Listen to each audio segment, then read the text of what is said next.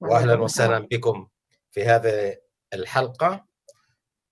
Eh, como saben, bienvenidos todos, todas. Como saben, esta charla va a ser sobre el astrolabio, una herramienta fundamental que fue en su época, y por supuesto la doctora Azucena Hernández Pérez, que es experta en el tema. Tenemos el título Astrolabios en Al-Ándalus, ciencia, arte y tecnología desplegada en latón. Nunca mejor dicho. Entonces, pues yo presento a la doctora diciendo que es doctora en la Historia del Arte por la Universidad de Complutense en Madrid, licenciada en Ciencias Físicas y máster en Estudios Avanzados de Arte Español por la misma universidad. En la actualidad colabora como investigadora en el Departamento de Historia del Arte de la Universidad Complutense de Madrid. Es miembro del proyecto nacional de I+D Al-Ándalus, Arte, Ciencia y Contexto en el Mediterráneo Abierto, de Occidente a Egipto y Siria. Hay poco, no es nada poco eso, madre mía. Y del grupo de investigación Arquimed, ¿no? Arquitectura e integración de las artes en la Edad Media de la Universidad Complutense. Su línea de investigación se centra en el estudio de la doble dimensión científica, artística de los instrumentos científicos medievales, principalmente del Al-Ándalus, y de los reinos de cristianos hispanos y su implicación en la cultura material de su tiempo. Cuenta con varias publicaciones, entre las que destacan sus libros Astrolabios en España medieval, del Andalus a los reinos cristianos, y otro catálogo razonado de los astrolabios de España medieval. Como vemos, el astrolabio, no sé si la doctora lo tiene alguno físico. Sí, vamos. Alguno tengo. Alguno, ¿verdad? Porque aquí todo es alrededor de este instrumento tan misterioso para nosotros en cuanto a la tecnología que podrían haber avanzado. Así que pues te dejo la palabra, doctora, y estamos a muchísimas gracias, bueno, muy agradecidos, me creo decir, y es un placer de verdad tenerla con nosotros. Bueno, pues muy buenas tardes a todos y muchas gracias a CIAR por su invitación. Yo ya había participado antes de la pandemia en otra conferencia, que esta fue presencial en Madrid, pero bueno, lo que tiene de interesante en online, no nos vemos las caras bien, no podemos charlar, pero que pueden venir personas de otros lugares de España o de fuera de España incluso, ¿no? Bueno, pues como dice bien el título, vamos a pasar un ratito hablando de astrolabios, y hablando de astrolabios al mismo tiempo que hablamos de lo que representan estos instrumentos, que es un ejemplo paradigmático de sinergia, de ciencia, arte y tecnología, porque si alguna de estas tres patas hubieran fallado, pues no tendríamos estos instrumentos. El astrolabio es un instrumento que no se origina en el mundo islámico, sino que se origina en Grecia. No tenemos el nombre de quién lo inventó ni el lugar, aunque prácticamente todos coincidimos en que lo más probable es que fuera en Alejandría en el siglo I antes de Cristo. Pero es verdad que el astrolabio más antiguo que nos ha llegado tiene sus inscripciones en árabe, es del siglo VIII, se hizo o en Harran o en Bagdad y es de latón. Y precisamente es el material, esta aleación metálica, de la que hablaremos a lo largo de la charla, la que justifica que este se haya conservado y, sin embargo, no tengamos ningún astrolabio de fecha anterior. Del siglo I antes de Cristo al siglo VIII van 9 siglos, esto es muchísimo tiempo. Y tenemos la absoluta certeza de que no hubo ninguna discontinuidad ni en la construcción ni en el uso del instrumento, porque tenemos documentación que nos lo avala. Pero se debieron de hacer, primero, pocos, porque el instrumento se inventa para que lo usen los astrónomos y los matemáticos, y esos nunca son muchos, o sea que pocas unidades, pocos ejemplares, y luego posiblemente en materiales que no han podido resistir el paso del tiempo, como puede ser la madera o incluso el pergamino. El siglo X es un siglo especialmente importante en la cronología de este instrumento, porque es cuando atrajo la atención del poder político, del poder religioso allá en Bagdad, que vieron en el instrumento un potencial, unas capacidades, unas características que lo hacían capaz de ser utilizado no solo por los astrónomos y los matemáticos, que siempre lo han usado, sino por otros colectivos. Y entonces empezaron a demandar, y donde hay dinero, pues hay capacidad para poder demandar más instrumentos, que empezaron a circular por todo el llamado Dar el-Islam, es decir, todos los territorios bajo administración islámica, y es en ese siglo X cuando el astrolabio llega al Andalus, procedente de Bagdad, y se empiezan a construir astrolabios en la península ibérica. Unos astrolabios de una muy buena calidad, con unas características que ya veremos que los hacen identificables, o sea, se genera una tipología de astrolabio andalusí. Nos han llegado 34 astrolabios completos realizados en el Andalus entre los siglos X y XV hasta el final de la existencia de Al-Ándalus, y aunque les pueda parecer que 34 no es mucho, es muchísimo, porque este tipo de objetos pequeños, estamos hablando, astrolabios tienen más o menos unos 25 centímetros de diámetro, pequeños y además de metal que se pueden reutilizar, se puede fundir y reutilizar, pues no tenemos tantos objetos de otra naturaleza en esta cantidad, o sea que es un número muy notable. En este mismo siglo X que llega el astrolabios al Andalus, salta ya a los reinos cristianos hispanos.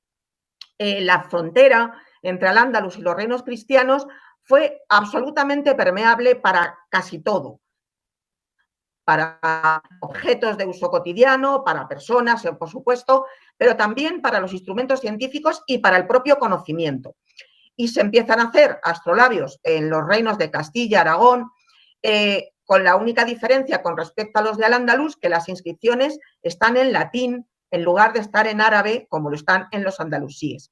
Nos han llegado 15 astrolabios completos realizados en los reinos cristianos hispanos entre los siglos X y XV. Por supuesto, ni que decir tiene que igual que llegó el astrolabio al Andalus moviéndose hacia occidente desde Bagdad y norte de África, pues también se mueve hacia el este, Siria, India, y ya está, porque más al este de la India ya allí el instrumento este no se conoce.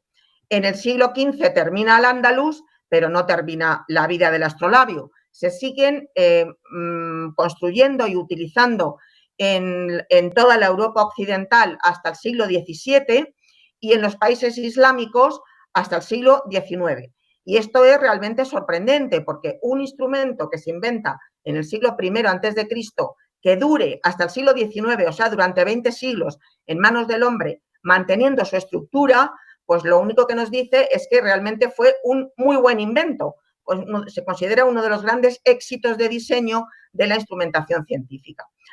Ya en los siglos XX y XXI, pues estos objetos, estos astrolabios, pues lo único que hacen es que interesan al mundo del coleccionismo, al mercado del arte, y ahora mismo pues se pagan cantidades muy notables de dinero por los que van apareciendo nuevos.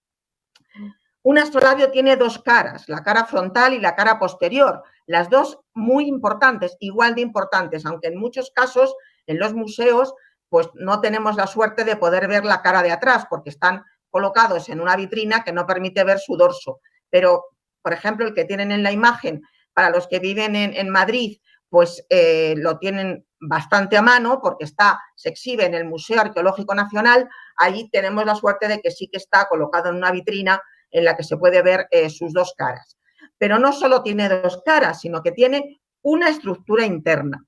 Y esto ya es mucho más difícil que en un museo se encuentre un astrolabio desmontado para poder ver todas sus piezas. Yo solamente lo he visto en un país, que fue en Estados Unidos, en el Metropolitan, de los muchos astrolabios que tienen, uno lo tienen desmontado y entonces se puede ver la estructura. Las piezas que forman parte de un astrolabio y forman parte de cualquier astrolabio, de cualquier siglo, de cualquier momento, porque ya digo que la estructura es la misma, hay pequeños detalles que cambian, pero la estructura general es la misma, pues tienen unos nombres. Por ejemplo, la pieza frontal, que es un mapa estelar, como veremos, se llama araña, no tiene nada que ver con el animal. Los nombres son la traducción al castellano que se hizo en el siglo XIII por Alfonso X de los nombres que tenían estas piezas en los textos árabes. Esto se llamaba Al-Ankabut, que quiere decir araña, y por eso se tradujo así. ¿Por qué araña? Pues porque según las fuentes islámicas, que normalmente en el mundo islámico, en árabe, los nombres son todos muy poéticos y muy bonitos, ¿no?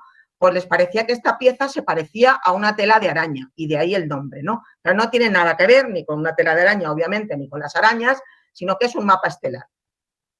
Tras esta pieza hay un número variable de discos circulares, que se llaman láminas, que están grabados por ambas caras. Bueno, lo mínimo que tiene que tener un astrolabio para que sea astrolabio es una lámina, es decir, una lámina grabada por ambas caras. Cada una de las caras de las láminas sirve para el uso del instrumento en una latitud, de tal modo que si el que demandaba el astrolabio lo iba a utilizar en muchos lugares diferentes, él tenía que indicar dónde lo iba a usar y se iba viendo cuántas latitudes, en qué latitudes estaban esos lugares, y se hacían tantas láminas como fuera necesario. Como digo, como mínimo una. Lo más normal es que los astrolabios tengan 5 o 6 láminas, eso es lo más habitual, como este en concreto, que también tiene 5, y yo no he visto ningún astrolabio con más de 12 láminas, y ya está bien, porque cuantas más láminas haya, más pesa el instrumento y más cuesta dinero, obviamente, y por tanto había que buscar un equilibrio, ¿no?, entre dónde se iba a usar y el número de láminas. Todas estas piezas, las láminas y la araña, se agrupan en la pieza más gruesa del instrumento, que se llama madre, al-um en árabe, madre porque es la que acoge, de ahí la razón del nombre, la que acoge a todas las láminas, que por su parte de atrás tiene ese dorso, que es la cara, el reverso del instrumento, donde va acoplada una regleta que se llama alidada. La ubicación de las láminas en la madre del astrolabio da igual el orden en que se pongan, porque cada lámina tapa la anterior y no se ve. Lo que sí es importante es que la última, la que se va a ver, la que va a estar en la posición frontal, sea la que corresponde a la latitud del lugar donde se va a utilizar. De tal modo que si uno se va a otro lugar con otra altitud, tiene que desmontar el instrumento, cambiar el orden de las láminas y poner en primera posición la de la latitud del lugar donde esté. Así que el instrumento se montaba y se desmontaba cada vez que se cambiaba de lugar de uso. Encima está esta araña que, como digo, es un mapa estelar. ¿Qué quiere decir eso? Porque uno tiene que imaginarse que en el extremo de cada uno de estos elementos, que se llaman punteros estelares por esa razón, está una estrella. En los astrolabios encontramos entre 20 y 30 estrellas, no hay astrolabios con más, básicamente porque si no sería demasiado engorroso, ¿no?, el uso del instrumento. Entonces, como debajo de esta pieza donde están puestas las estrellas, lo que hay, como veremos, es una proyección de la bóveda celeste, es decir, un sistema de coordenadas, lo que nos permite el instrumento es medir la posición de esas estrellas, darnos sus coordenadas.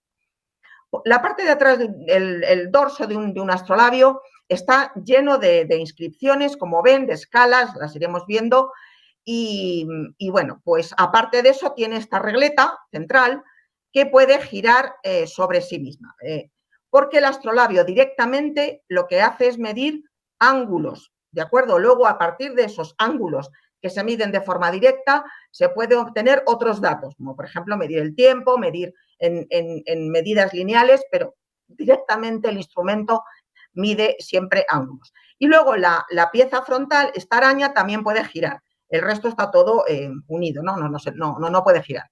¿Por qué? Pues porque este mapa estelar, que es una representación, por tanto, de la bóveda celeste con las estrellas, pues como bien sabemos, para una persona que le guste la astronomía, la bóveda celeste hace un giro de 360 grados cada día, cada 24 horas.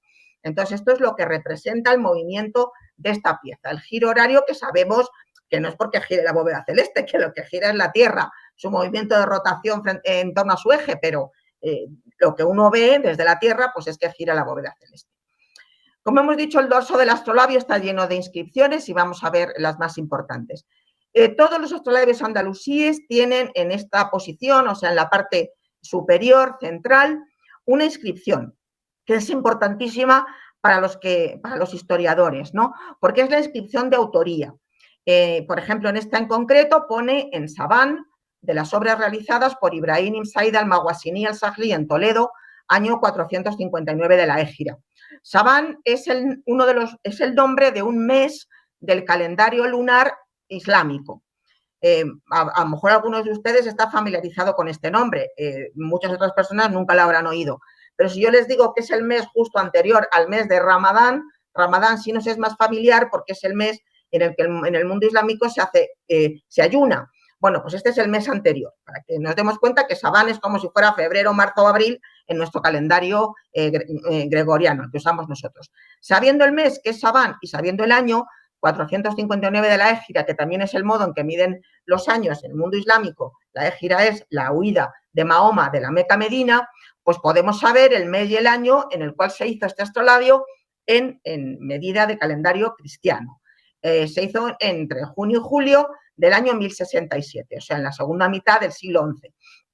Lo hizo este señor, Ibrahim Said al-Mawasini al-Sahli, en la ciudad de Toledo. O sea que tenemos la ciudad, tenemos el nombre de este señor, sabemos bastantes cosas, aparte de hacer, nos han llegado 3 astrolabios suyos y además un globo celeste que hizo con su hijo, con lo cual es un personaje que tuvo una importancia en este mundo de la construcción de instrumentos.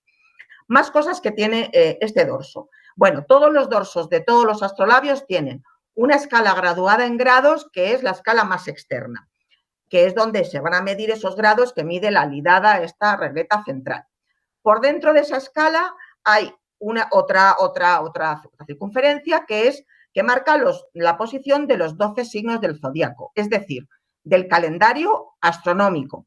En el mundo antiguo y en la Edad Media también, todos los astrónomos trabajaban no con el calendario civil del lugar donde vivían, porque eran conscientes de que ese calendario civil no era el mismo en todas partes, sino con el calendario astronómico, que sí es el mismo, esté donde esté el astrónomo.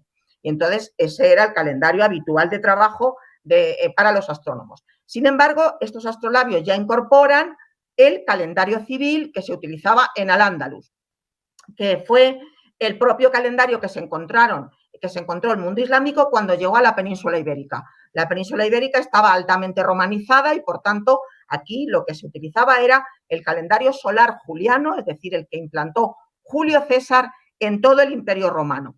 Era un calendario solar y, por tanto, equivalente, había una equivalencia clara entre ese calendario y el calendario astronómico, que también es solar, obviamente, y era mucho más válido a la hora de poder facilitar fechas que el calendario islámico lunar, que lo seguían usando para los temas relacionados con la oración, pero nunca en la instrumentación. Así que los 12 meses del calendario juliano, bueno, el que tenemos ahora, para el que no esté familiarizado, se llama gregoriano, que se implantó en el siglo XVI, pero a efectos de entendernos, el año juliano tiene enero, febrero, marzo, abril, hasta diciembre como nuestro calendario actual. Esta doble escala calendárica es un elemento identificativo de los astrolabios andalusíes. Es decir, esta necesidad de combinar un calendario civil con un calendario astronómico está muy unida a la idea de que estos instrumentos lo van a usar personas que no son astrónomos y, por tanto, no están familiarizados con el calendario astronómico, sino con el calendario civil que utilizan todos los días.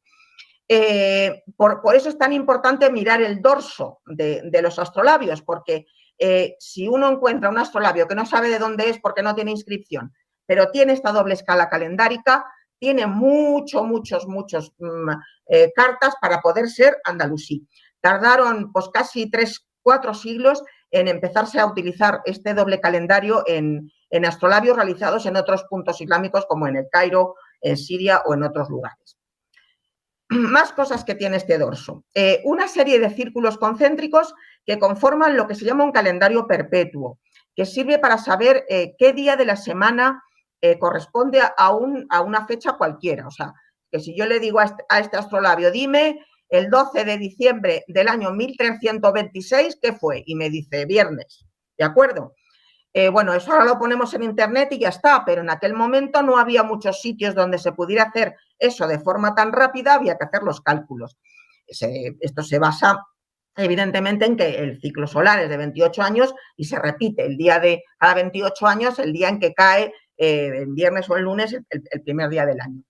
De nuevo, importante este calendario. ¿Por qué calendario perpetuo en este tipo de astrolabios? Pues porque en la península ibérica, en Al-Ándalus, convivían culturas como la cristiana, como la islámica y como la judía, que tienen sus celebraciones importantes de tipo religioso en 3 días distintos. Entonces, el viernes rezan los musulmanes, el sábado rezan los judíos y el domingo rezamos los cristianos. Entonces, ¿qué ocurre? Pues que era importante saber cuando tú ibas a moverte a otro sitio qué día de la semana era, porque igual te encontrabas que no había mercado porque no estaban los correspondientes a según qué religión tenían. O sea que es otro de los elementos que nos hablan y nos confirman cómo se sabía convivir sin ningún problema, sencillamente pues con el conocimiento que podían aportar estos calendarios perpetuos. Y por último, aquí en esta esquinita hay una doble escala altimétrica, que se suele llamar cuadrado de sombras, que es uno de los elementos, digamos, que convierte al astrolabio en una calculadora, porque permite el cambio de medidas angulares a medidas lineales, pero no en centímetros o en metros, como se pueden imaginar, porque no se había inventado todavía esta medida, sino en este caso en pies. También hay otros que están en dedos, en vez de en pies. Dedo, pie y codo fueron las 3 medidas lineales más utilizadas al principio y aquí las tenemos también en este instrumento. Este dorso tan complejo no tiene nada que ver con el invento del astrolabio en Grecia, fue como el modo en que se fue enriqueciendo el dorso del astrolabio, concretamente en este caso en Al-Ándalus. La gran aportación de Al-Ándalus a la historia o a la cronología de estos instrumentos fue precisamente sacarle más partido al dorso, porque todo el resto ya estaba bien denso, ¿no? de información, pero los dorsos estaban muy vaciados y aquí vieron que había un potencial para meter más información y hacer o ayudar a sacarle más partido al instrumento. Vamos a ver las láminas. Esta es una de las 5 láminas que tiene el astrolabio del Museo Arqueológico Nacional y esta es la lámina de Toledo. ¿Y por qué sé que es la lámina de Toledo? Pues porque lo pone en una inscripción que está aquí en el centro de la lámina, en la parte inferior, que dice en este caso lo siguiente: Toledo, Talavera, Madrid, una serie de ciudades, y al final latitud 39 grados 52 minutos. Que además en la inscripción este dato, el dato numérico de la latitud, es lo que está más grande. Según los textos que nos han llegado en buen número de cómo tiene que ser un astrolabio, cómo tienen que ser sus piezas, ahí dice claramente que cada lámina debe llevar rotulada claramente la latitud para la cual está diseñada y se tiene que utilizar. Solamente es obligatorio poner la latitud. Si tú a un astrolabio, a una lámina de astrolabio, le pones solo la latitud y ese astrolabio lo va a usar un astrónomo o un matemático, no va a tener ningún problema, porque él sabe cómo calcular la latitud, si es que no sabe la latitud en la que está. Por tanto, no tiene ningún problema. Pero si lo pones en manos de otra persona que no tiene que saber tanta astronomía ni tantas matemáticas, dirá, pues muy bien, ¿y qué? O sea, no sé en qué latitud vivo. No sé cuántos de ustedes saben en qué latitud viven. Yo vivo en Madrid y sé que la latitud es 40 grados, pero porque estoy en este negocio, que si no, posiblemente tampoco lo sabría. Entonces era muy importante que en las láminas, para esos usuarios que no tenían por qué ser tan conocedores de los detalles sobre la latitud en la que estaban, se ponían, en primer lugar, la ciudad a la cual correspondía la latitud. En este caso, la latitud 39 grados 52 minutos corresponde a Toledo y por eso se dice que es la lámina de Toledo. Pero ven que aquí aparece Madrid o Talavera o Calatrava. Madrid, por ejemplo, es una ciudad que tiene una latitud de 40 grados, es decir, solo hay 8 minutos de diferencia en la latitud de Toledo con respecto a Madrid. Para una precisión que de los astrolabios no estamos hablando de precisión del siglo XXI, láser ni nada por el estilo, sino un instrumento hecho a mano en un momento histórico en el que la precisión no tenía nada que ver con lo que hoy llamamos precisión. Y por tanto era perfectamente posible utilizar la lámina de la latitud de Toledo si uno estaba en Madrid.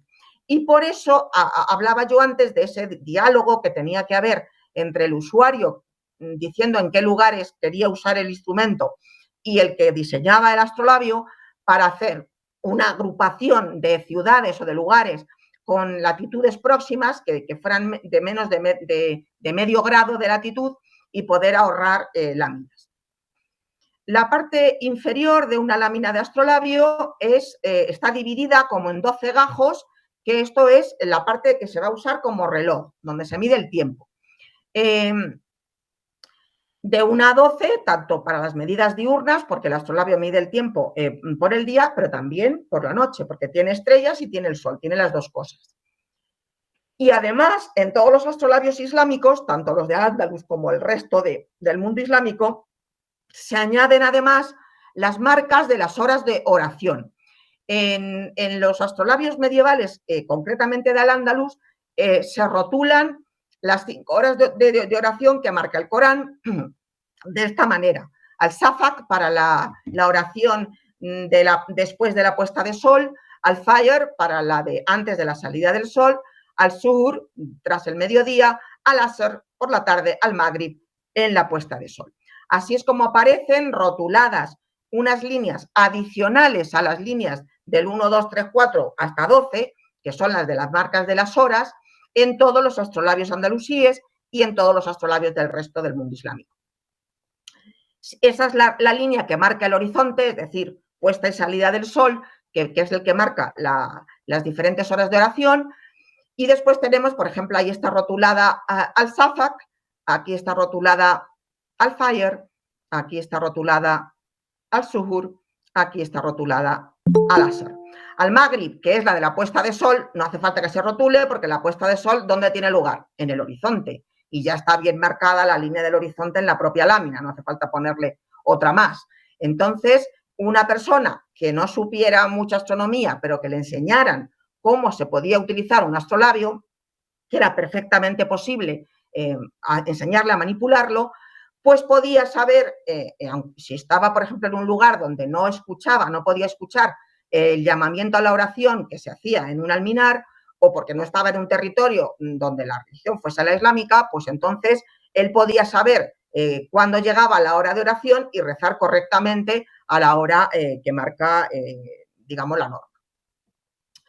La parte superior de una lámina es una proyección de la bóveda celeste, que es esférica, es un tipo de proyección que se llama estereográfica para la latitud de la lámina. O sea, eso es lo que hace diferentes a unas láminas de otras, que según la latitud esta proyección es distinta, está desplazada hacia arriba o hacia abajo.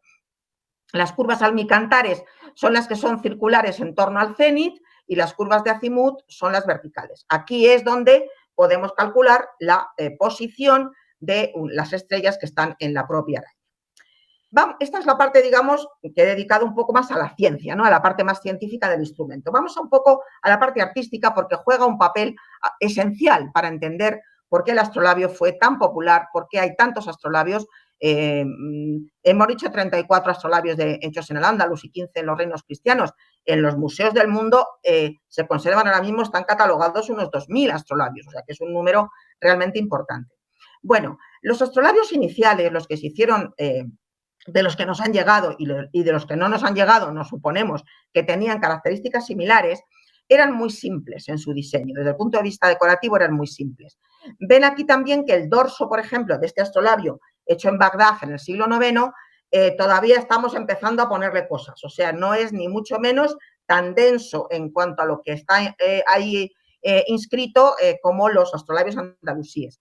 Pero lo que es más importante, su pieza frontal, este mapa estelar, se resuelve de una forma muy simple.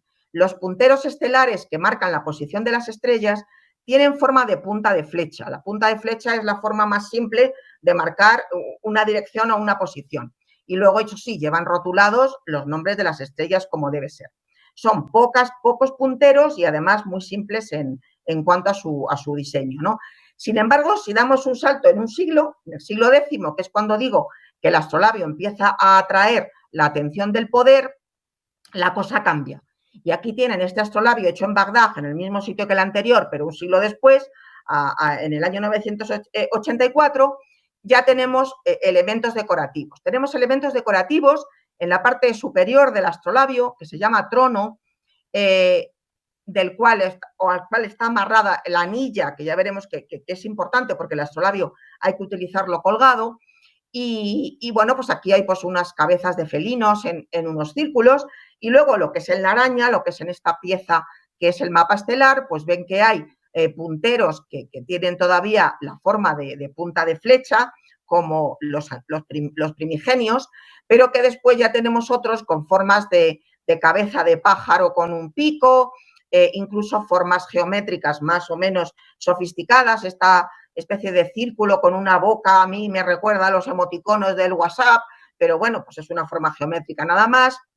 Es decir, ha empezado a ponerse de moda, pues diríamos hoy, la incorporación de decoración a la araña de los astrolabios. Y esto es un camino sin retorno. A partir de esta fecha ya no volvemos a encontrarnos astrolabios con una estructura tan básica en la araña, porque como que no gustan, ¿no? Como que ya no tienen mercado. Esta idea de incorporar decoración a las arañas de los astrolabios empieza en Bagdad y, bueno, pues va avanzando y se va difundiendo esa idea a lo largo de todo el mundo islámico, y en Al-Ándalus lo vemos ya claramente incorporado en los astrolabios realizados durante el periodo de los reinos de Taifas en la segunda mitad del siglo XI. En los que se hicieron en Córdoba, que tenemos algunos, los elementos decorativos no existen, son muy simples. Aquí tenemos otro de los astrolabios hecho por el mismo personaje del que hemos hablado antes, Ibrahim ibn Said al-Saghli, también hecho en Toledo. Este no está tan cerca, se conserva en el Museo de Historia de la Ciencia de Oxford, y tiene una araña que a mí me parece preciosa, una de las más bonitas de las que nos han llegado, de las hechas en Al-Ándalus, ¿no?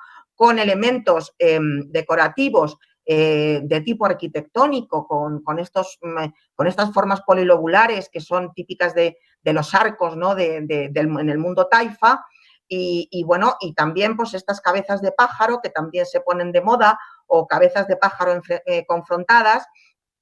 Estos dibujos, estas fotos mías están hechas a medio milímetro del objeto. O sea, esto tiene un tamaño de medio centímetro, y sin embargo tiene una precisión en la ejecución, una maestría, diría yo, en la ejecución, y también en la rotulación de los nombres de las estrellas con una caligrafía exquisita, que es una característica intrínseca de la gran calidad de los astrolabios hechos en Al-Ándalus. Cuando el astrolabio tiene forma geométrica como esta que tienen ahora en la imagen, pues no es lo mismo una punta de flecha que esta forma curvada, tan elegante. Y luego, eso sí, todos los nombres hay que rotularlos bien. Ahí, por ejemplo, pone Al-Dulfin, que es el nombre con el que se conocía en ese momento la estrella que hoy llamamos Deneb Dulfin, la estrella Epsilon de la constelación del Delfín. Si damos un paso en el tiempo, en periodo almohade, tenemos otro momento también floreciente de la manufactura de astrolabios en Al-Ándalus, y aquí hay un nombre propio que también pues es importantísimo, que fue Muhammad ibn Fatu al-Jamairi. Al-Jamairi era sevillano, y bueno, pues sus astrolabios tienen unas características muy... de este hombre nos han llegado nada menos que 14 astrolabios, o sea, un número importante. No todos hechos en Sevilla, hay algunos hechos fuera de aquí, en Fez, en Marrakech. El hombre viajó. Bueno, a este hombre lo que le gustaba era la simetría. Pero claro, la bóveda celeste, las posiciones de las estrellas no son simétricas, no guardan ninguna simetría. Entonces, resuelve ese tema, pone siempre las bases de los punteros en posiciones simétricas, pero luego tiene que curvar las puntas para que luego lo que es el final de la punta del puntero marque la posición de la estrella. Y otra cosa que le gusta al Jamairi es incorporar en los punteros esta especie de esferitas, que aquí se ven negras, pero realmente son de plata. Lo que pasa es que este astrolabio está muy sucio, en muchos casos no se limpian por miedo a que se puedan alterar las inscripciones o lo que sea con los productos químicos. Y bueno, pues como el latón es dorado y la plata es pues blanquecina, producía una bicromía en los instrumentos que es muy resaltable y que además se valoraba mucho. Dando otro paso en el tiempo, en periodo nazarí, tenemos otra figura señera, que es Ahmad ibn Hussein ibn Basó, un constructor de astrolabios granadino, del que también nos han llegado tres astrolabios, y también son muy característicos. Tiene unas arañas en que se identifica muy bien el estilo, ¿no? El tema de la simetría ya llegó también para quedarse en el caso de Al-Ándalus, no así en otros puntos del Islam, y lo que tiene de peculiar o de interesante los diseños nazaríes de Ibn Basó son estos punteros, donde está también el botoncito de plata, porque dijo yo, si mi amigo Al-Jamairi lo puso, yo también, pues, y luego esta forma de doble palmeta, que es un elemento decorativo que se puede encontrar en el arte nazarí en todas partes, para empezar en los propios maravillosos yesos de la Alhambra, pero también en objetos metálicos, y aquí he traído un objeto que también se puede disfrutar en el Museo Arqueológico Nacional, es un acetre, un cubo, para entendernos, que tiene una banda decorativa con estas palmetas, estas dobles palmetas, porque los astrolabios, desde el punto de vista material, lo diseñaba un astrónomo, pero la materialidad del objeto se hacía en un taller de metalistería, en un taller de platería, lo hacía un platero o un orfebre o una persona que hacía objetos de metal, ¿no? Por tanto, utilizaban los elementos estéticos a los que estaban acostumbrados. ¿Cómo se usaba un astrolabio? Cuando uno ve un astrolabio en un museo, pues la verdad es que el astrolabio no habla de sí mismo, o sea, ¿cómo se usa esto? Hay otros objetos, hay otros instrumentos que porque han llegado a nuestros días y se siguen usando, aunque hayan variado un poco la forma, hablo, por ejemplo, de los relojes con pesas o de un termómetro, por ejemplo, pues podemos imaginarnos cómo se usaba, pero el astrolabio no. Los astrolabios se usan en suspensión, es decir, no se pone el instrumento en la mano, no se coge, no se sujeta, se deja que cuelgue, porque tiene que estar perfectamente vertical para que se pueda medir con él, y eso solamente se consigue dejando que la gravedad haga su trabajo. Tanto es así que en todas las ilustraciones que nos han llegado de personajes que sujetan o que tienen un astrolabio y que saben usarlo, pues aparecen el astrolabio colgando. Aquí esta es una ilustración preciosa de Aristóteles enseñando astronomía, de un libro escrito en Egipto en el siglo XI. Pero tenemos esa misma situación, y lo he traído como ejemplo en el mundo cristiano, en textos como, por ejemplo, un salterio, que es un libro religioso de salmos. Este concretamente perteneció a Blanca de Castilla, que fue reina de Francia, la madre del rey Luis IX de Francia, San Luis de Francia. Pues ven que en la portada de este libro de Salmos, en vez de haber una virgen, un crucifijo o cualquier otra cosa de tipo religioso, lo que hay es una representación de tres monjes que están mediante un astrolabio haciendo una medida del tiempo, y el astrolabio está colgando de la mano de uno de los monjes, porque esto daba para 3 charlas más. Los astrolabios se usaban en los monasterios para saber las horas de oración, y en un libro de salmos como es el Salterio, el salmo hay que rezarlo en determinado momento y por tanto saber la hora era importante.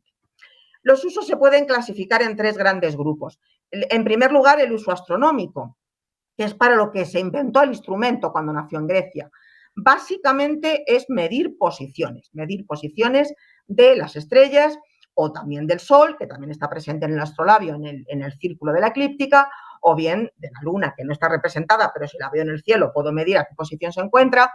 Y luego el astrolabio se usa como calculadora, porque permite hacer cambios de coordenadas, de los 3 tipos de coordenadas en los que se puede medir la posición de los cuerpos celestes. Y luego es muy importante su uso en la enseñanza de la astronomía. Tenemos perfectamente documentadas, inventariados astrolabios, tanto en las universidades en el mundo latino, en el mundo cristiano, como en las madrasas en el mundo islámico, que utilizaban los profesores para enseñar astronomía, y incluso en algunos casos tenemos incluso de registros de préstamos de estos instrumentos a los alumnos, como se presta un libro de una biblioteca para que pudieran manipularlos y entenderlos mejor. Pero no es el uso astronómico el que justifica el gran número de astrolabios que se hicieron y el que se convirtiera en el instrumento más importante en la Edad Media. Lo que justifica ese éxito que tuvo el astrolabio es lo que hemos dado en llamar su uso civil, es decir, uso en general por toda la población.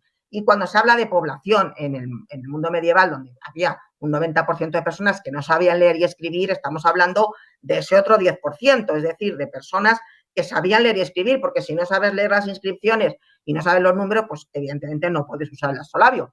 Pero para ese colectivo, que no tenían que ser astrónomos ni mucho menos, sí lo podían utilizar.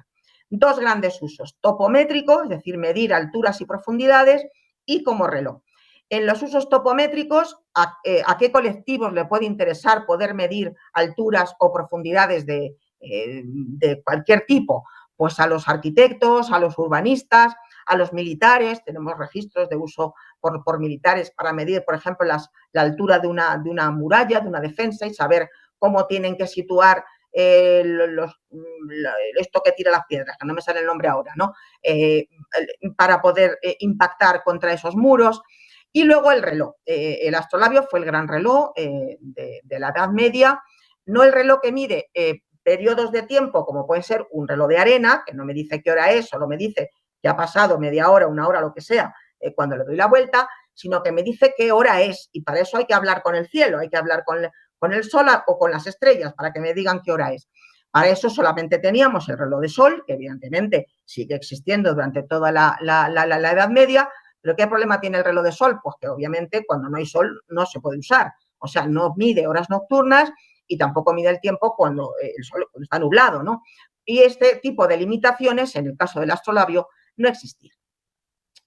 Este último uso, el uso como reloj, es el que genera el tercer tipo de usos del astrolabio, que solamente se puede aplicar, evidentemente, al Andalus y a todo el resto del Islam, que es el uso vinculado con el culto islámico. El musulmán tiene que rezar, como hemos visto antes, 5 veces al día en unos determinados momentos del día, y el astrolabio llevaba inscrito en su propia estructura la ubicación de esas horas, y por tanto se podían determinar perfectamente. Y luego, no directamente, pero sí indirectamente, puede ayudar a identificar el momento en el que se inician los meses lunares. Concretamente el de Ramadán era el más importante porque había que empezar el ayuno justo en ese momento, igual que también ayuda a poder determinar la dirección de la quibla, la dirección de la oración, que hay que mirar hacia la Meca. No es una dirección astronómica, es una dirección geográfica, y eso es mucho más difícil. Y el astrolabio permitía también ayudar a esa determinación. ¿Por qué sabemos que estos eran los usos? Pues porque afortunadamente nos han llegado un buen número de textos que se titulan, ellos los titulan, libros del uso del astrolabio. Nosotros los llamaríamos manual de instrucciones, porque es lo que son. Nos van indicando distintas formas de usar el instrumento y cómo hay que manipularlo para poder llegar a utilizarlo como se quiere, ¿no? Este que tienen en la pantalla es el libro del uso del astrolabio de Ibn al-Sam. Ibn al-Sam fue un astrónomo cordobés de finales del siglo X, como ven ahí, del 978 a 1035, que escribió. Este es el más antiguo que nos ha llegado de Al-Ándalus. De otros lugares del mundo tenemos más antiguos, tenemos del siglo IX y del siglo VIII en Bagdad o en el Cairo. Bueno, este es el libro de instrucciones. Si hoy la gente no se lee los libros de instrucciones que están llenos de dibujos, no digo nada uno que no tiene ni un solo dibujo. Es todo texto, pero muy bien explicado. Y siempre traigo un ejemplo para que veamos cómo se redactaban estos libros del uso del astrolabio, estos manuales de instrucciones. Por ejemplo, están estructurados: uso número 1, número 2, número 3. Lo normal es que haya 50, 60 usos. Los hay virgueros que son hasta casi 120 usos, pero eso es menos frecuente. Este uso: conocimiento de las alturas de las palmeras, las estatuas, las montañas y cosas de altura similar cuando estás en su base o al pie de su perpendicular. Lo traigo siempre a colación porque conocimiento de las alturas de las palmeras. Me encanta este uso porque tenemos una idea totalmente distorsionada de la Edad Media. Pensamos que en la Edad Media la gente o estaba peleando o estaba rezando, no hacía otra cosa más que eso. Y nada más lejos de la realidad. Lo que hacía la gente era vida cotidiana como todo el mundo. Y lo de la guerra y lo de la religión era una cosa, bueno, pues ahí estaba, pero no era de todos los días. Y entonces aquí se explica a una persona qué altura tiene una palmera, cómo puede saber la altura de una palmera. ¿Y para qué le puede servir a alguien la altura de una palmera? Pues porque quiere coger los dátiles y necesita saber cómo de alta tiene que ser la escala que va a usar, o porque quiere utilizar esa madera del tronco de la palmera para hacer algo y quiere saber cuántos metros tiene, o sea, qué longitud tiene, no en metros, obviamente. Quiero decir, desmitifiquemos un poco la Edad Media y miremosla con los mismos ojos que con la que miramos cualquier otro periodo cronológico, porque eran personas con un cerebro como el nuestro. Nos dice el texto, mantendrás el extremo de la lidada sobre 45 divisiones de la altura. Bueno, ya nos está diciendo que tenemos que hacer una cosa con la lidada. La lidada era esa regleta que estaba en la parte posterior del astrolabio. Así que ya nos está diciendo que para empezar hay que usar el astrolabio por el reverso. Claro, lógico, para medir la altura de una palmera, lo de las estrellas no me sirve para nada, porque no voy a usarlo para eso. Si fuera a medir la altura de una estrella, sí, pero para la palmera no.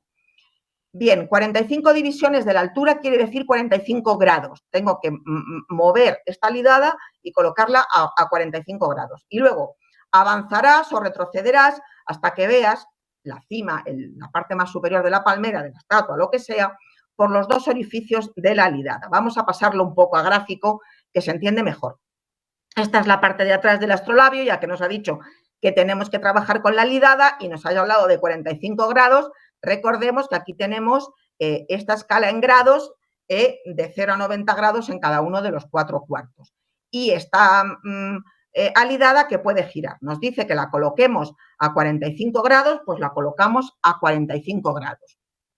Bien, más cosas. La lidada, esta es la lidada en mi mano, pues tiene, como ven, dos pínulas, se llaman pínulas, con unos círculos que son los que nos van a servir para enfocar, o sea, para poder mirar a su través, como se mira a través de lo que tienen las armas, por ejemplo, ¿no? O las armas o un arco, ¿no? Para poder apuntar a dónde vas a enviarlo. Pues aquí, sin matar a nadie ni hacer nada de eso, vamos a mirar a través de estos dos círculos. Así que aquí tenemos la palmera, aquí tenemos el astrolabio, que ya tenemos colocada la lidada en posición 45 grados, ahí tenemos el ojo y, como digo, tenemos que mirar a través de los dos orificios y nos tenemos que juntar hacia la palmera, o sea, acercarnos o alejarnos de la palmera hasta que veamos la parte superior. Suponiendo que quiero medir la altura incluida las ramas y solo quiero medir el tronco, pues hasta que vea la parte superior del tronco. Cuando llegue a esa posición, ¿qué habré generado? Pues he generado un triángulo rectángulo con un ángulo conocido que es de 45 grados, que es el mismo que tiene la propia lidada, y por tanto sus dos catetos tienen la misma longitud. Es decir, para medirla una medida vertical, que siempre es más complicado, traslado el problema a medir una distancia horizontal, que es mucho más sencillo. Estamos hablando de uno de los usos más sencillos desde el punto de vista de la manipulación del instrumento, pero en este tiempo no da para más. Este tipo de textos, de estos libros de usos del astrolabio, se siguieron haciendo después de la Edad Media y sobre todo se pusieron de moda ya cuando empieza la imprenta. ¿Por qué? Pues porque además del texto ya se ponen dibujos y ya con dibujos la cosa, en fin, es mucho más divertida.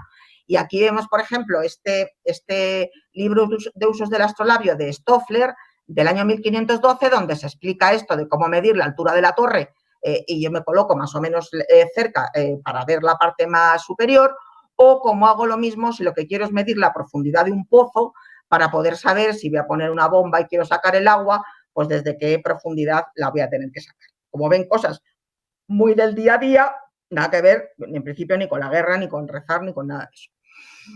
Bueno, ya hemos visto un poco de la ciencia, un poco del arte, un poco del uso. Vamos a la materialidad, a la materia, al material del cual está hecho un astrolabio que nos vincula con la tecnología, concretamente con la metalurgia, ¿no? Este es un astrolabio también hecho en Al-Ándalus, es de periodo nazarí, conservado en un museo en Estocolmo, que lo tienen impecable, o sea, está hiper limpio. Y por eso se ve perfectamente cuál es su aspecto. El latón, cuando está bien limpio, es dorado. El latón se usa hoy en día en bisutería, como sustituto del oro. Más barato, evidentemente, pero también pues, en las bisagras, en los mandos para abrir las puertas. Esos son casi todos de latón. El latón es una aleación de cobre y zinc, y hablaremos un poquito en detalle de este tema, dorado como el oro. Y eso fue fundamental en la elección de este material, igual que fue lo de la decoración. Posiblemente si se hubieran hecho de otro material menos atractivo visualmente, a lo mejor no había tenido tanto éxito el instrumento. Pero es que además el latón tiene unas características físicas que le hacen pues como muy adecuado para su estructura y para su uso. Tiene un bajo coeficiente de dilatación, es decir, es muy estable frente a los cambios de temperatura y esto es fundamental en un instrumento de medida porque eso, digamos, preserva la precisión del instrumento, aunque vuelvo a decir que el término precisión en un instrumento de estas características hay que tomarlo en, o sea, más o menos bastante, pero si al menos disminuyo la probabilidad del error debido a una dilatación o una contracción por la temperatura, pues mejoro su usabilidad, ¿no? Además es fácil de laminar. El latón, todas las piezas del astrolabio son laminares, o sea, todas son de un grosor de 1 milímetro, milímetro y medio. Y claro, si tú para conseguir esos grosores tan finos se te fracciona el material o se te agrieta o se te producen grietas, no lo puedes utilizar. Entonces, la ductilidad y la maleabilidad del latón es muy buena y por eso se puede laminar fácilmente. Y además se puede grabar en frío. Y si hay una cosa que tienen los astrolabios, están llenos de letras, de números, de curvas, de rectas y de todo tipo de cosas que hay que grabar, que ya es complicado hacer la grabación, cuanto que si encima hay que calentar, aunque sea poco, el material para poderlo grabar, pues todavía se dificulta más el trabajo de grabación, que era un trabajo muy concienzudo que se hacía en los talleres. Por tanto, yo no creo que el latón fuera la primera opción, ni mucho menos. Yo creo, me inclino más a pensar que en Grecia empezaron con la madera y posiblemente con el pergamino y el latón llegó después. Pero está claro que hubo prueba-error hasta que encontraron el material en que, por un lado, desde el punto de vista de la percepción, era bonito y por tanto se vendía bien, pero también que sus características físicas eran adecuadas para su estructura y para su uso. Bueno, el latón, como he dicho, es una aleación de cobre y zinc, pero en el mundo medieval el latón era complicado hacerlo. ¿Y por qué era complicado hacerlo? Pues porque los romanos fueron los primeros que dieron con la metalurgia del latón y su sistema, que se llama la técnica de cementación en hornos de calamina, esa es la que se utilizó en Al-Ándalus, la que se utilizó, de hecho, en todo el mundo, tanto el islámico como el latino, pues prácticamente hasta el siglo XVII, cuando ya con otras tecnologías se pudo hacer las cosas de manera diferente. El problema fundamental es que el zinc es un metal que en la naturaleza aparece pues, en distintos tipos de minerales. Ellos no sabían que eso era zinc ni nada de eso, nada por el estilo. Ellos llamaban calamina a una serie de minerales que si los mezclaban y los calentaban y los fundían con mineral de cobre, resulta que salía el cobre, se ponía dorado. Eso es lo que ellos decían. No tenían ni idea de que eso era una aleación de zinc ni nada por el estilo. Eso fue muy posterior. Pero claro, el problema que tiene el zinc es que es un metal que se hace vapor a los 900 grados, cuando todavía el cobre está sólido, no está líquido. Entonces, para hacer una aleación tienes que tener los dos metales en fase líquida para que se mezclen y se genere un nuevo elemento, ¿no? Claro, si el cobre todavía está sólido y el zinc se está yéndose en forma de vapor, lo que tienes al final es que no tienes zinc y tienes nada más que cobre. Y eso les pasaba muchas veces. De hecho, les pasó hasta que se dieron cuenta que había que hacer algo, que era cerrar el horno, taponar para impedir el escape de zinc, para entendernos. ¿Qué ocurre? Que con ese método, el del tapado, que tampoco era un tapado al vacío, digamos, pues los latones medievales, bueno, y ni que decir tiene también los romanos, no tienen más que como máximo un 28% de zinc, porque no eran capaces de capturar más zinc con esa tecnología. Y digamos que cuando en un latón medieval encontramos, porque se han hecho, y yo he participado por supuesto en las medidas, un montón de estudios sobre la composición, ¿no? de los latones de los astrolabios y de otros instrumentos, ¿no? Cuando tienen menos de un 10% de zinc, ya no se considera que es latón, ya se considera que es cobre con impurezas de zinc. No se le llama latón porque además de colores todavía rojizos, o sea, no está dorado. Y cuando va subiendo el porcentaje de zinc, que lo que está indicando es una técnica metalúrgica mejor para captar más zinc y por tanto generar este dorado, ellos pensaban que era que estaban dorando el cobre, pues tenemos los mejores latones. Hay que decir que los astrolabios dentro de los latones medievales tienen los mejores latones, todos muy próximos a este límite del 28%, lo cual nos da a entender que si el latón salía de peor calidad, pues se usaba para hacer objetos de uso cotidiano, cucharas o vasos o lo que sea, ¿no? Y si salía un buen latón, pues entonces esto reservarlo para un cliente que nos pida un astrolabio o un objeto de más valor, ¿no? Tenemos textos, que no voy a ir al detalle porque es un poco engorroso, tanto en Grecia como en Roma, como en el mundo islámico, donde se explica cómo hacían el latón y las dificultades con las que se encontraban. Y bueno, aquí he subrayado para que se vea mejor lo de bien tapado, por favor, todo bien tapado, porque si no se tapa bien, ellos decían, se escapa el humo, no, se escapaba el zinc. No era humo solamente de carbono ni nada por el estilo del propio horno, sino que se estaba escapando el zinc y ya ellos veían que no quedaba después latón, ¿no? Y luego eso, el cobre se convierte en un metal del color del oro, que es lo que ellos estaban buscando. El texto donde tenemos más detalle sobre las técnicas de metalúrgicas del latón es un texto que no sé si a todos ustedes les suena, es un texto que yo siempre aconsejo su lectura, se llama De Diversis Artibus en latín, de las diversas artes, donde un monje, el monje Teófilo en el siglo XII, que era más hijo de un alemán, bueno, él era alemán y su padre tenía un taller precisamente de metalurgia del metal, pues describe con muchísimo detalle todos los pasos para hacer latón y es donde mejor se ve. Tanto es el detalle, desde luego no habla de la temperatura de fusión del zinc, eso lo he puesto yo aquí en el PowerPoint, pero lo que sí es que describe con tanto detalle el horno y cómo era y cómo se las ingeniaban para que no se escapase lo que ellos decían que era el humo de la calamina, pues que en 1933 se pudo hacer una reconstrucción, digamos, contemporánea de cómo debían de ser esos hornos y a partir de ese momento pues ya nos aparecen en libros muy posteriores, ya de tiempos de la imprenta, por ejemplo, en grabados, pues cómo los propios maestros de los talleres que iban a trabajar metal y iban a trabajar latón, pues hacían orificios en el suelo de su taller, donde hacían un agujero como un pozo que fuera después accesible mediante otro paso por debajo, porque ahí metían el mineral en estos recipientes como crisoles, ¿no? El mineral de cobre y el mineral de la calamina, que no sabían que era de zinc, pero que era lo que iba a dorarla, lo metían allí, calentaban con el horno, siempre se escapaba algo de humo, o sea, porque esto no era un cierre hermético, obviamente, ¿no?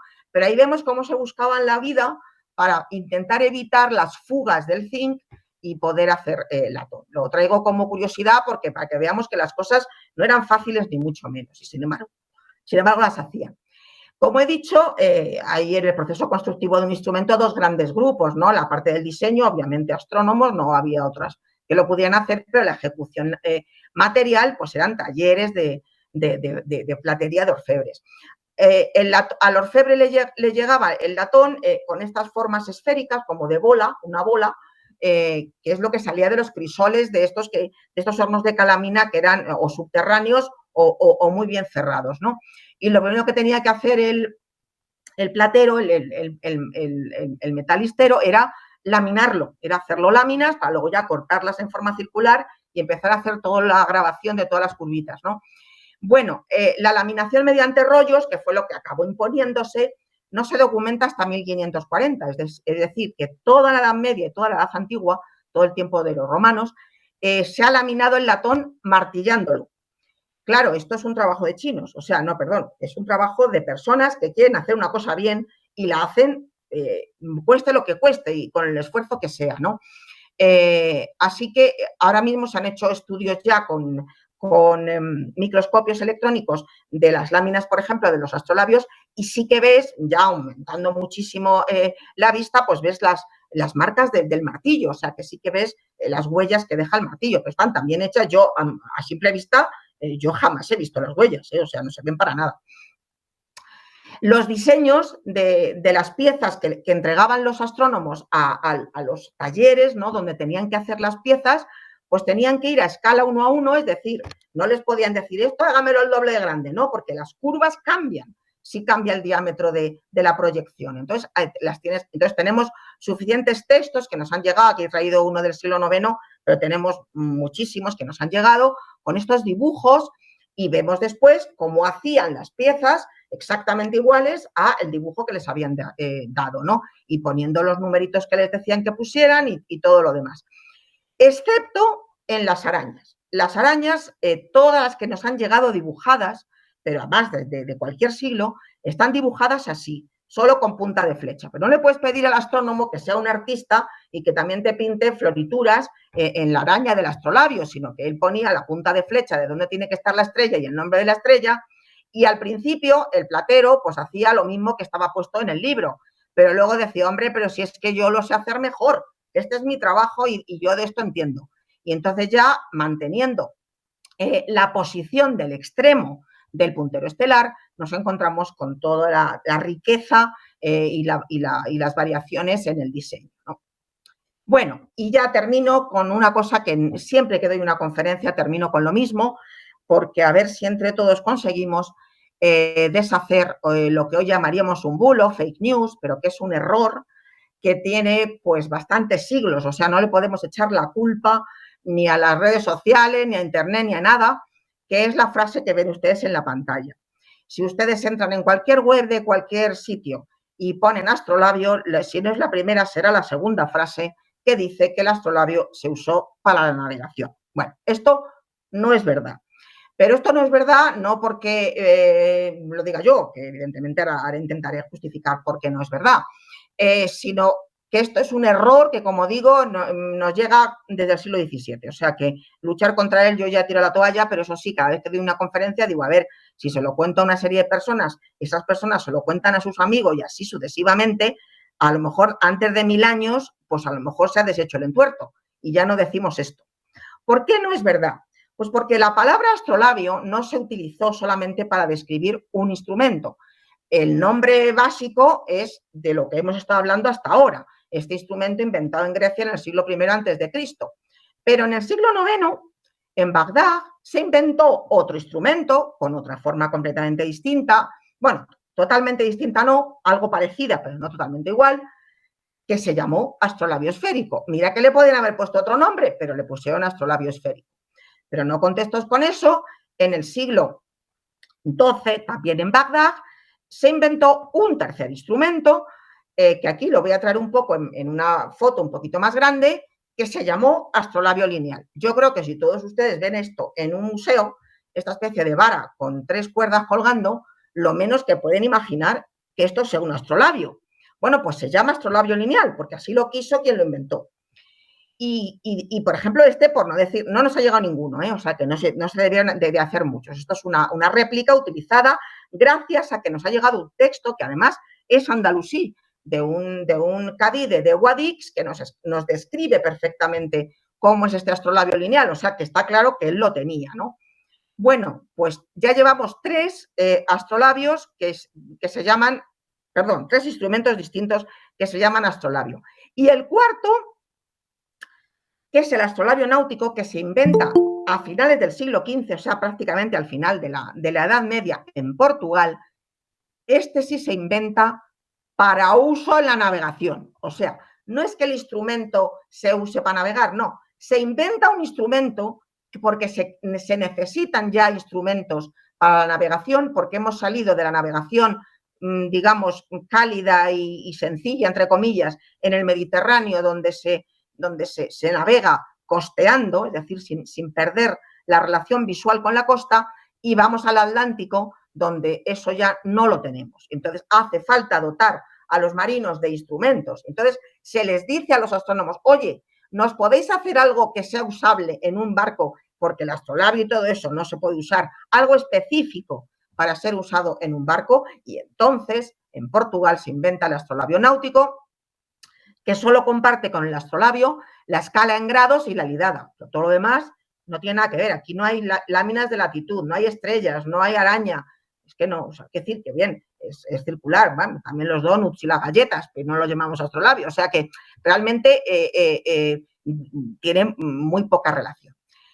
Entonces, si pensamos en la navegación, ni estos astrolabios los que solo se llaman astrolabios se usaron en navegación, ni los esféricos, ni los lineales, solamente los náuticos. Por tanto, la frase el astrolabio se usó para la navegación no es correcta, es como mínimo imprecisa y como máximo incorrecta.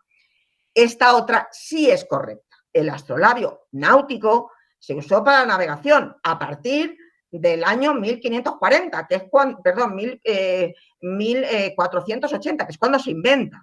Antes, imposible, ¿no? Y yo siempre, bueno, pues a mis alumnos les digo, para que se les quede en la cabeza, que si yo digo, me he comprado una moto y voy a navegar con ella por el Mediterráneo, pues dirán, Azucena ha perdido la cabeza. Pero no, es que me compré una moto náutica y voy a usarla para navegar por el Mediterráneo.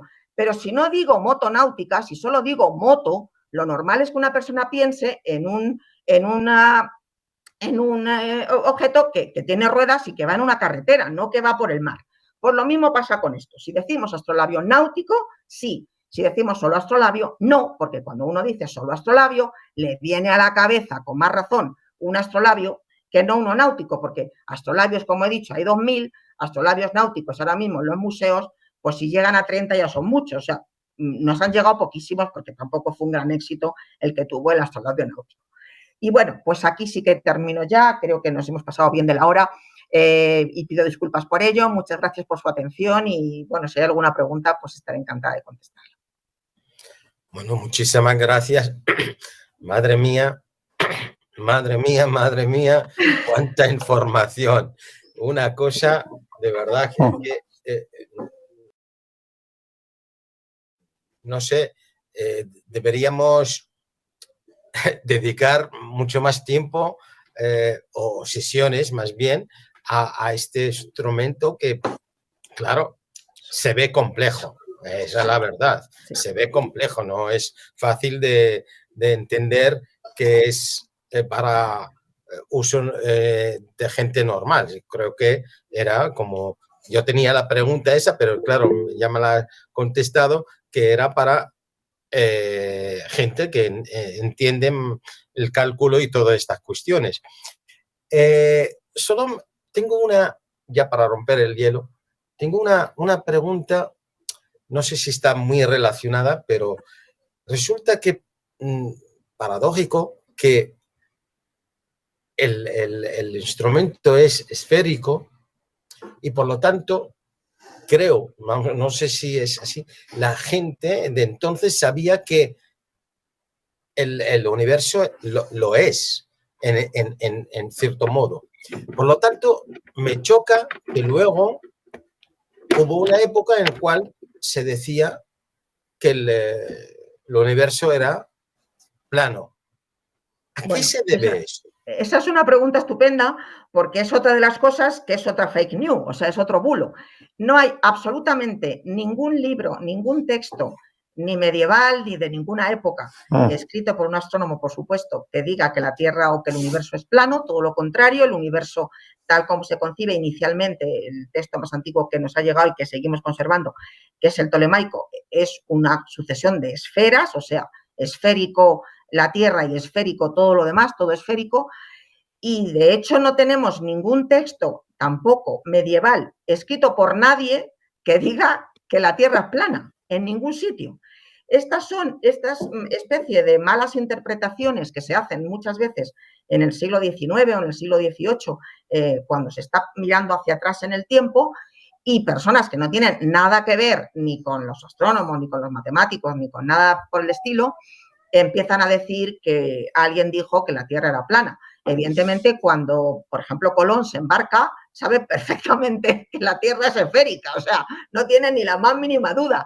Es que ningún marino, es que ellos son conscientes además de la curvatura de la Tierra, cuando es que el diámetro de la Tierra se midió en Grecia en el siglo V a.C., o sea que si tenía diámetro, pues claramente pues era esférica. O sea que eso es otro bulo más que es difícil de desmontar, pero no tenemos ninguna evidencia de que eso se escribiera.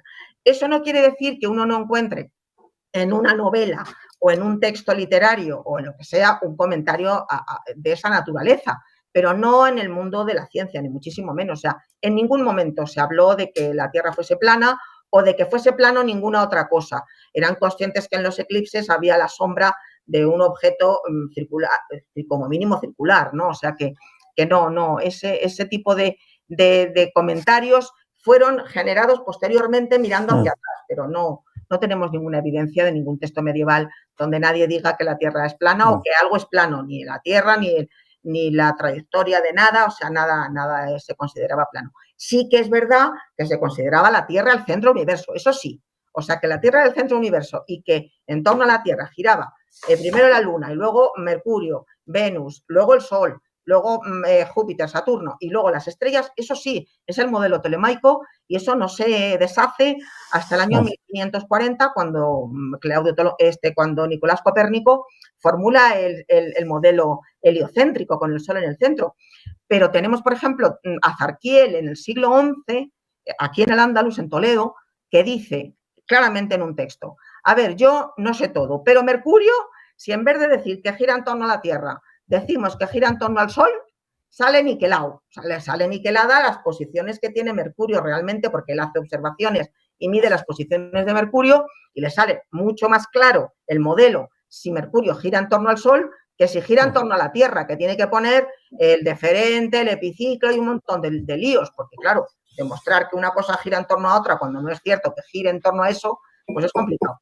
Entonces, sí que tenemos astrónomos que van lanzando la piedra de que no resulta muy cómodo ese modelo en el que la Tierra es el centro, eso sí, pero nadie dice que sea plano nada, ni la Tierra ni ningún otro cuerpo celeste. Es siempre todo esférico, todo esférico.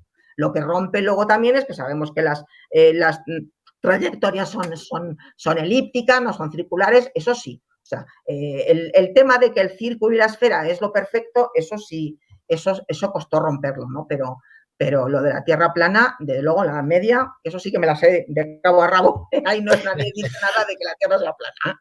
Azucena, yo quisiera felicitarte por la exposición tan clara y tan profunda al mismo tiempo. Quizás sería interesante que nos dijeses qué diámetro tenían los astrolabios, porque no tenemos idea de qué tamaño, porque de luego es recomendable verlos en el Museo Arqueológico, porque hay desde algunos muy grandes hasta algunos muy pequeños. Pero dinos un poco en qué rango de medidas estaban. Para que... Esa es una también muy buena pregunta, porque, digamos, el astrolabio más pequeño que nos ha llegado tiene 8 centímetros de diámetro. Es un astrolabio de muy poca calidad, porque claro, con ese diámetro las curvas están muy juntas, no tienen prácticamente precisión. Eso se considera más un juguete, para entendernos, o sea, un instrumento para tenerlo de adorno que un auténtico instrumento de uso. Los de uso normal están entre los 25 y los 30 centímetros de diámetro. La idea era que cupieran en una mano, o sea, que pudieran, o sea, el tamaño un poco de un dedo a otro dedo, ¿no? Sin embargo, como hemos dicho que muchos de ellos se utilizaban en la enseñanza, sí que tenemos astrolabios documentados y algunos que nos han llegado de 1 metro o 1,5 metros de diámetro. Evidentemente, un astrolabio de ese tamaño no es para que lo tengas colgado de una mano y estés mirando por la lidada porque se te rompe el brazo, o sea, pesa demasiado. Eso será para tenerlos colgados y enseñar astronomía con ellos, porque precisamente por sus dimensiones puedes poner muchas más líneas en la proyección estereográfica porque te cabe en la lámina y puedes medir con más precisión. Entonces se usaban para enseñar. Así que los de uso, digamos, entre 20, 25, 30 centímetros máximo. Y los de jugar, porque bueno, hay otro que tenemos descrito en un libro, pero que no nos ha llegado, que estaba en un anillo, o sea, que era un astrolabio de anillo, que también era para fardar, o sea, obviamente eso no era para usarlo, porque no tenía un tamaño demasiado pequeño, ¿no? Lo pidió un cardenal y lo tenemos descrito en un libro. Y luego estos tan grandes, pues se considera que eran más elementos para la pedagogía, o sea, para la enseñanza, que para realmente para el uso. O sea que nos quedamos con de 20 a 30 centímetros de diámetro. Bueno, Azucena, sí, lo primero, enhorabuena por tu exposición. No estoy capacitado para decir así nada tecnológico, pero en lo mío, bueno, a la hora del material que ha hablado, desde el punto de vista filológico y psicológico, supongo que sabes que hay un sinónimo de latón, que es arabismo en nuestra lengua, y que aparece en varias obras del Siglo de Oro. La tutilla. No, atutía es, bueno, puede tener el aumento, atutía es el remedio, es un remedio médico. Digo, azófar. Ah, sí, bueno, el azófar, a ver, yo tampoco soy experta en metalurgia, pero, bueno, no sé si conoces al profesor Rafael Azuar, a lo mejor te suena, especialista en bronce, y él considera, a ver, el problema, sí, el azófar aparece en las fuentes latinas, el azófar en los textos en árabe no aparece como tal nombre, aparece en las traducciones al latín de textos en árabe, es decir, traducen como pueden el término que aparece, que muchas veces es distinto, o sea, no, porque como no le llaman de una manera, sino que dicen que han dorado el cobre, pues no le inventan el nombre, el latener que aparece en las fuentes latinas ya es posterior, ¿no? Bueno, pues el azófar está metido en lo que se llaman todas las aleaciones del cobre. O sea, las aleaciones del cobre en el mundo medieval son todas cuaternarias. O sea, cuando hablamos del bronce, que es cobre con estaño, nunca encuentras un bronce que solo tenga cobre y estaño. Cuando tienes un buen latón, no tienes solo cobre y zinc. En ambos casos, en el caso del bronce, tienes zinc y en el caso del latón tienes estaño. Y luego normalmente tienes plomo. El plomo era prácticamente imposible de quitar, o sea, todas las aleaciones medievales son cuaternarias y todas tienen plomo en mayor o menor cantidad. Y los expertos, yo ya digo que tampoco mi especialidad, yo soy más de astronomía, soy física, más de astronomía y de matemáticas que de metalurgia, pero los que saben mucho de esto, o por lo menos lo que me han contado a mí o lo que yo he leído, es que el plomo el horno estaba contaminado de plomo por diversos materiales, o sea, por los propios materiales de la propia construcción del horno, ¿no? Y entonces era imposible evitarlo, o sea, imposible evitar que esas impurezas se introdujeran en las aleaciones, aunque trabajaran de una forma muy limpia, etcétera, etcétera. Entonces, cuando hacen los análisis que se hacen por fluorescencia de rayos X, los análisis de la composición metálica, ¿no? Tanto de los astrolabios como de otros objetos que teóricamente son de latón o otros que también son de bronce, que se usa la misma técnica, pues te encuentras con que al final en todos te salen los 4 materiales. Y lo que tienes es que decidir qué nombre le pones. O sea, si esto es más latón y menos bronce, o si esto. Y entonces el azófar, por lo menos todos los expertos lo han ubicado en una especie de punto intermedio entre el latón y el bronce. Tiene cobre, claramente, pero tiene también zinc y tiene estaño. Entonces, ¿dónde lo pones? O sea, ¿en qué lugar lo pones? Pero es verdad que hay autores que consideran que el azófar es latón y hay autores que consideran que el azófar es más bronce. Y yo ahí no me sé ubicar porque realmente tampoco soy filóloga y tampoco sé cuál es el término más correcto, pero a lo mejor tú tienes un criterio que es perfectamente válido. No. Bueno, no, científicamente, o sea, desde el punto de vista de la química no te puedo decir, pero lo que te digo es que como o sea, aparece como ese arabismo, tú cuando lo buscas en la RAE te dice que es latón. O sea, claro. te Pues, pones azófar, buscas latón y ya pues tienes que buscar latón y te dice pues composición de cobre y zinc. Pues, y lo que pasa es que, bueno, como tal elemento, como lo que es la cotidianidad, como tú has referido en la Edad Media y que seguía después en toda la época de la historia, ¿no? De la gente lo que hacía, pues en el siglo de Oro, ¿no? Pues la orfebrería, o sea, los instrumentos, hacer platos, hacer jarrones, jarras, pues claro, por ejemplo, en el Quijote y en el Guzmán de Alfarache de Mateo Alemán, la palabra azófar aparece porque se hacían de latón, sí. Porque como está hablando de pues bueno, de cosas cotidianas, de instrumentos, pues y compró una vasija de azófar, en fin, Sí. utiliza, o sea, es una palabra que se utiliza. No es una palabra que ahora haya llegado ya como de uso común, porque sí que entiende, claro, el lenguaje se mantiene si hay cosas que de uso común se mantengan. Entonces, pues como tú mismo dices, el latón ahora está en los picaportes de las puertas o en las bisagras, pues es normal que diga, o en la grifería, ¿no? Para de estar más artística, no la así. Dorada, porque sí es normal que tú uses esa palabra latón y ese latón se mantiene. Y aquí es otra vez donde quiero llegar desde el punto de vista lexicológico. Latón es también arabismo, que es latún, y este es el del árabe, y el árabe lo coge del turco, que Altum, que es oro. O sea, que nos dice más del dorado, por eso digo que yo creo que es más cercano a lo del dorar el cobre. Sí, pero que te quiero decir que en punto de vista desde el uso cotidiano de la palabra, o sea, pues aquí lo estamos usando, latón. O sea, lo que azófar, vale, ha quedado en nuestro acervo lingüístico porque está en obras literarias, ¿no? Pero lo hemos perdido en el lenguaje azófar diario. ya, pues no, tú no lo, es que es un reducto, un relicto ahí que ha quedado pero que forma parte del español, del castellano, porque como tantas otras palabras, pero el que sí se sigue usando de forma cotidiana es latón. Y el latón pues sigue siendo una palabra de origen desde luego, en latín, árabe-turco. Yo sí que he leído, por ejemplo, en el texto este del monje Teófilo del que he hablado, donde se explica muy bien la metalurgia del latón, él lo llama pues, latener, o sea que en latín ya en aquel momento estaba totalmente introducida la palabra más parecida a latón que a azófar.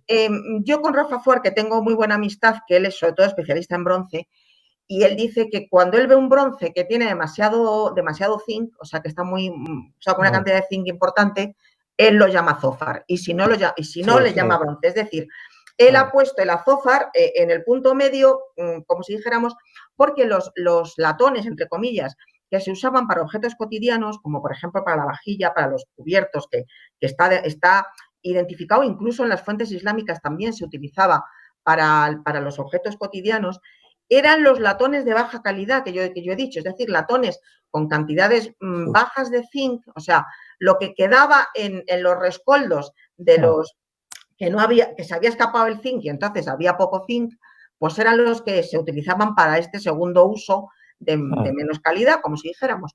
Y entonces a lo mejor ahí es donde decían azófar y al otro le llamaban el otro nombre. Pero, a ver, yo tampoco te puedo poner la mano en el fuego porque no es mi campo. Yo he ido más a lo que es el análisis de los porcentajes que hay de cada material, porque es como muchas veces hemos podido identificar, por ejemplo, astrolabios falsos, ¿no? Encuentras un astrolabio que tiene un 30% de zinc o 40% de zinc, ya sabes que eso es imposible, que sea medieval o de la edad moderna, o sea, eso es postindustrial, que es cuando ya se pueden aislar tanto el cobre como el zinc y ya tú los mezclas en una aleación, el porcentaje que tú quieras a gusto, ¿no? Pero que con la tecnología del horno de calamina era totalmente imposible hacerlo de con más zinc. Entonces, a nosotros nos sirve para datar de alguna manera, ¿no? O por lo menos poner una barrera, ¿no? Decir esto, pues así se han descubierto muchos falsos, o sea, astrolabios falsificados, ¿no? Y se han usado contemporáneos y se detectan, ¿no? Bueno. Pero claro, yo la terminología ahí debo reconocer que utilizo, pues no soy experta y entonces lo que me resulta más familiar, ¿no? Para entendernos. Pero es verdad que yo ahora recuerdo que Rafa siempre me lo dice, Azucena, a mí también lo de la azófar, y tú me lo has recordado, o sea, que me lo apunto para que no me vuelvan a decir, porque efectivamente se usaban, o él lo usa, como latones de baja calidad o bronces contaminados o lo que sea con zinc. O sea, hola, buenas tardes. Por la apreciación, porque es muy interesante. Bueno, Nadia, quiere hablar Nadia, sí. Yo quería mencionar una cosa. Bueno, yo no entiendo mucho de esto, pero en el norte de África, en Marruecos, por ejemplo, seguimos utilizando la palabra sfar. El azúfar viene el arabismo. Pues es eso, de baja calidad, pero no sabré decir, es un mineral, lo usamos en aparatos de la cocina o cosas así, que no tienen mucho valor, pero viene del color, de asfar es amarillo. Dorado, entonces, sí, el color, pues, cerca del... Pero sigue la palabra existiendo en el norte de África. Pues mire, se le agradezco mucho el comentario porque yo no sabía si se seguía usando, sinceramente, y la verdad es que me resulta muy interesante porque eso da todavía más consistencia a que realmente lo que está manifestando es el color, que era algo que a ellos les llamaba la atención. La búsqueda esta de conversión de las cosas en oro viene precisamente de este origen, ¿no? De que si cualquier metal lo consigues convertir en dorado, gana muchísimo, ¿no? Desde el punto de vista de su esencia. Y por eso la búsqueda. O sea que muchísimas gracias por ese comentario. Sí, precisamente lo que dice Nadia es que lo que ha dicho es la etimología de azófar es esa, la que El ella ha dicho. Aspar, que es Sar. amarillo, claro. Sí, sí. Amarillos. Lo que pasa que en la adaptación al castellano español, bueno, aquí ha sufrido la adhesión del artículo al. Sí, sí. Que como es solar, pues en fin, no sé si está en eso, en fin. Sí, no, Por la sí, yo he solarización. tenido que estudiar un poco de árabe para Sí. entenderme con las inscripciones, A que la- se sí, quita pues la yo L. por Claro. entender, ¿no?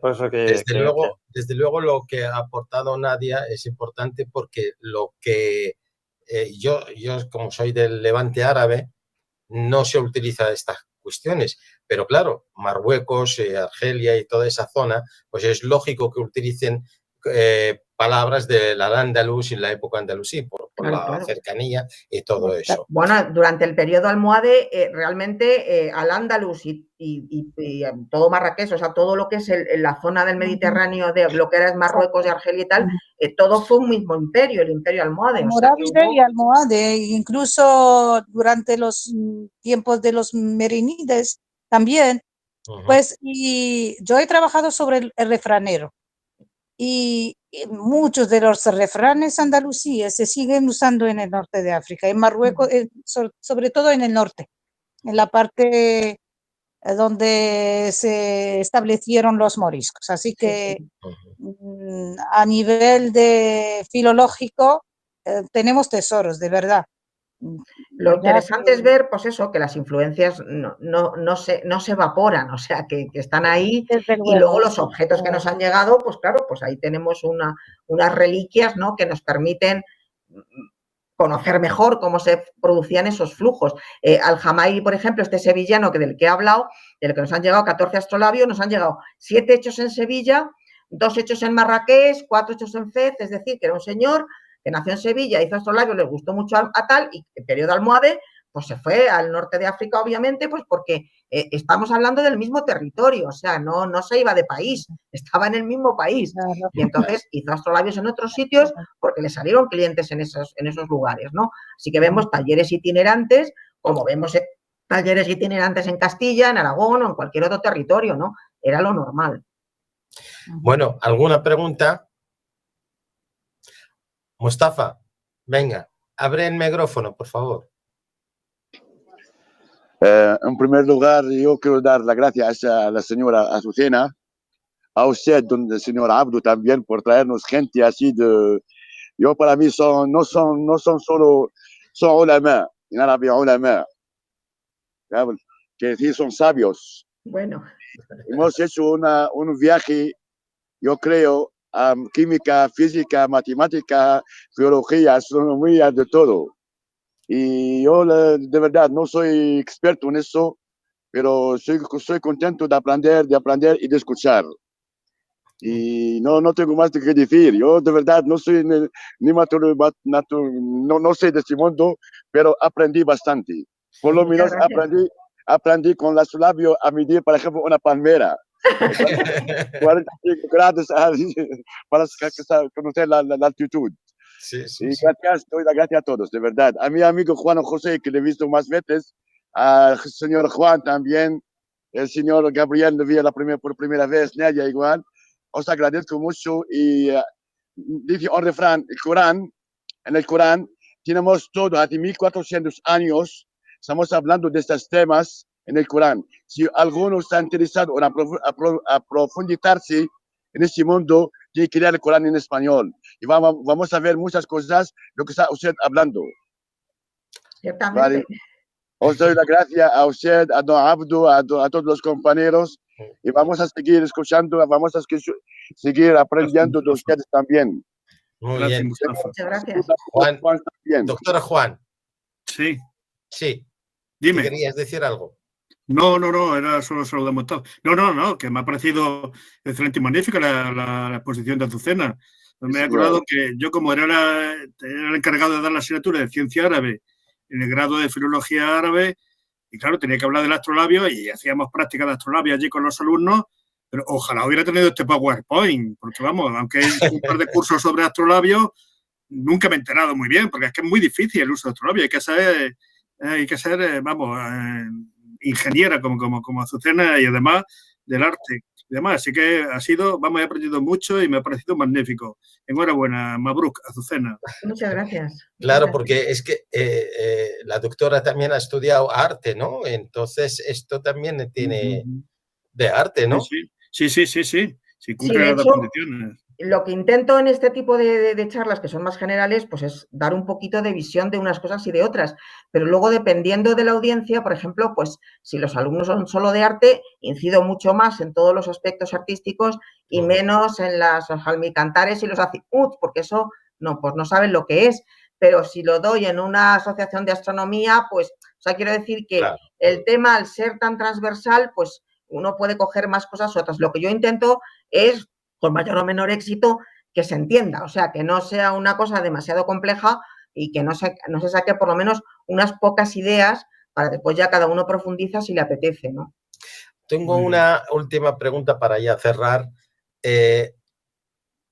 ¿Nos puedes hablar de algún proyecto que estáis haciendo ahora entre manos, que va a salir o que nos va a dar un cierto beneficio inmediato, no sé, práctico, algún instrumento que se está haciendo, no sé, algo?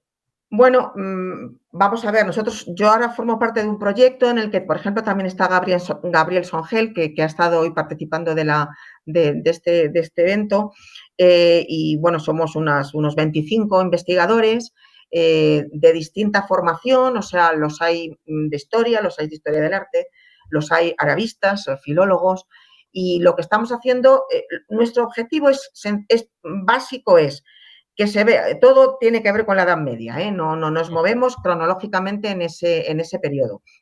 Entonces, es ver que ni Al-Ándalus, que Al-Ándalus y todo lo que ocurre en el Mediterráneo, llevando a Egipto, Siria, nos quedamos en Siria, no vamos a, por ejemplo, a India y eso no lo incluimos, que todo eso formaba un todo, o sea, que había unos movimientos de personas, de objetos, de sabios, de comercio, de todo tipo de cosas por el Mediterráneo, y que todo eso hay que estudiarlo, por tanto, en un contexto común, porque así es como se entiende bien, ¿no?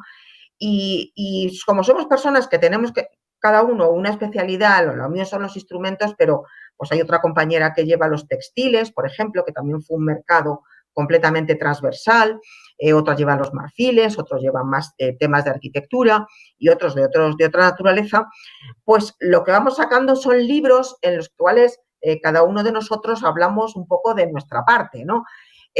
Instrumentos nuevos, no va a haber, por ejemplo, ningún libro con más instrumentos. Sí es verdad que yo he publicado pues, de globos celestes o de esferas armilares o de otro tipo de instrumentos, pero son artículos, no es un libro entero dedicado a eso porque tampoco da para mucho más. Los astrolabios sí que he publicado 2 libros porque es que no había nada escrito de los astrolabios hechos en Al-Ándalus, aunque parezca increíble que hayamos llegado a estas fechas sin tener catalogados estos objetos, ¿no? Y entonces sí que hubo necesidad de hacer 2 libros, pero ya de otros objetos, si solo ha quedado uno, es que no da para un libro, quiero decir, que es, para un artículo sí, pero para un libro no. Y entonces sí, nosotros tenemos una web que te lo puedo pasar por correo electrónico, sí, que es la web de nuestro proyecto de investigación, donde vamos recogiendo lo que publicamos, lo que hacemos cada uno y los congresos que organizamos. Y bueno, pues nosotros pues, vamos a Egipto, a Siria, realmente, pues desde que está en guerra, pues no hemos ido, obviamente, porque que no se puede. Pero, por ejemplo, al Cairo, pues mira, justo la semana anterior al confinamiento del COVID, volvía yo del Cairo, que ya me encontré con un montón de gente en el aeropuerto con la mascarilla, y yo decía, estos locos que hacen con la mascarilla. Y es que ya había empezado lo del COVID, ¿no? Claro. Y habíamos estado en Egipto, que habíamos estado allí 15 días, precisamente reuniéndonos y dando conferencias con especialistas de 3 universidades del Cairo, ¿no? Entonces, bueno, pues hacemos ese tipo de congresos fuera. Ahora va una compañera que va a FEZ, o sea que nos repartimos y viajamos mucho por todo lo que es el Islam del Mediterráneo, y también vamos a Francia, Inglaterra o Alemania, porque sí, el Mediterráneo partes, claro. En líneas generales, claro, que es un mar nuestro que nos ha unido a lo largo de la historia, claro, y muchas cosas que tenemos. Nosotros el día 24 que es viernes a las 6:30 en Casa Árabe, vamos a tener nuestra reunión anual, que siempre la celebramos, con un tema determinado. El tema de este año es la ecología del Andalus del pasado al presente. ¿Por qué razón? Yo te he preguntado esto por saber que si hay algunas novedades en instrumentos relacionados con la ecología, porque resulta que muchas universidades están investigando ahora el tema de soluciones para el tema que tenemos tan complicado en la contaminación y todo eso. Y la conservación del agua sobre todo.